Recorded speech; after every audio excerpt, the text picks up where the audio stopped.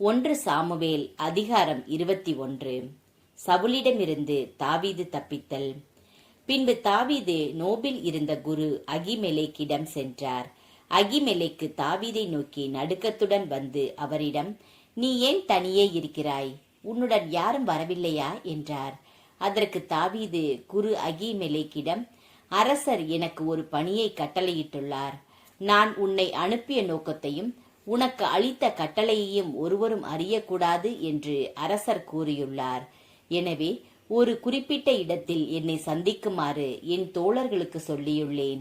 உண்பதற்கு இப்போது உம்மிடம் என்ன இருக்கிறது? 2-3 அப்பங்களோ வேறு என்ன உம்மிடம் உள்ளதோ எனக்கு தாரும் என்றார்.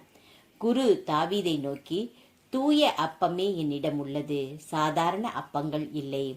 இளைஞர்களான நீங்கள் பெண்களோடு உறவு கொள்ளாமல் இருந்தால் நீங்கள் அதை உண்ணலாம் என்றார்.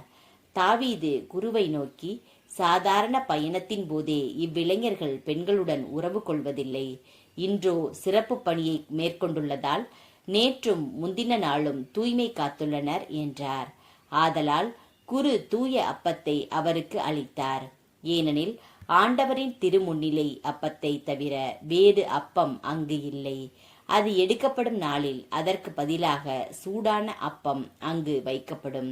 சவுலின் பணியாளர்களில் ஒருவனும் ஆண்டவரால் தடை செய்யப்பட்டவனுமான தோயேகு என்ற ஏதோமியன் அந்நாளில் அங்கே இருக்க நேர்ந்தது. அவன் சவுலின் இடையர்களுக்கு தலைவன்.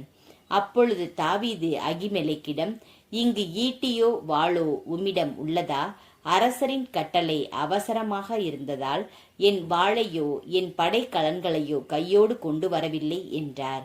குரு அவரிடம், ஏலா பள்ளத்தாக்கில் நீ கொன்ற பெலிஸ்தியன் கோலியாத்தின் வாள் அதோ ஏபோத்துக்கு பின்னால் துணிகளில் பொதிந்து வைக்கப்பட்டுள்ளது. நீ விரும்பினால் அதை எடுத்துக்கொள்ளலாம். அதை தவிர வேறு வாள் இங்கு இல்லை என்று கூறினார். அதற்கு தாவீது, அதற்கு நிகரானது வேறில்லை, அதை எனக்கு தாரும் என்றார். பிறகு தாவீது எழுந்து அந்நாளில் தப்பியோடிய காத்தின் மன்னன் ஆக்கீசிடம் சென்றார். ஆக்கீசின் அலுவலர்கள் அவரிடம், இவன் இஸ்ரேல் நாட்டு அரசன் தாவீது அன்றோ? சவுல் 1000 பேரை கொன்றான், தாவீதோ 16,000 பேரை கொன்றான் என்று பெண்கள் நடனமாடி தங்களுக்குள் பாடிக்கொள்ளவில்லையா என்றனர். தாவீது இவ்வார்த்தைகளை தம் மனதில் வைத்துக்கொண்டு காத்தின் அரசன் ஆக்கீஸை முன்னிட்டு மிகவும் அஞ்சினார். அதனால் தம் முகத் தோற்றத்தை மாற்றிக்கொண்டு வாயிற்கதவுகளில் கிறுக்கிக் கொண்டு தாடி வழியே வாயிலிருந்து நுரை ஒழுகச் செய்து அவர்கள் முன்னிலையில் ஒரு பைத்தியக்காரன் போல் நடித்தார். அப்பொழுது ஆக்கீசு தம் அலுவலர்களிடம், இதோ இம்மனிதரை பாருங்கள், இவன் ஒரு பைத்தியக்காரன். இவனை ஏன் என்னிடம் அழைத்து வந்தீர்கள்? என் முன்னிலையில் பைத்தியக்காரத்தனத்தை காட்ட நம்மிடம் பைத்தியங்கள் குறைவா? இவன் என் வீட்டினுள் நுழையலாமா என்று சினமுற்றான்.